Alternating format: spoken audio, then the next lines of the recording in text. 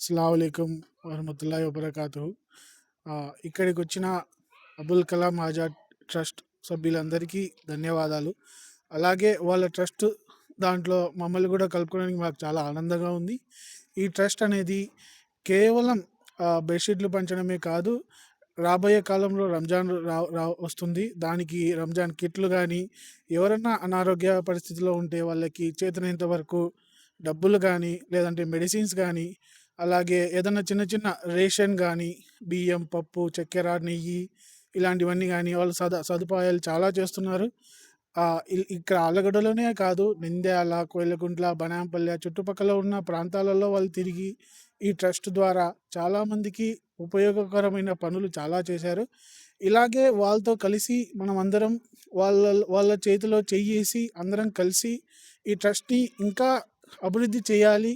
ఇంకా ఇప్పుడు last time 7, 8 మంది దాకా వచ్చారు. ఇప్పుడు చూస్తే దాదాపు 15 మంది దాకా ఉన్నారు.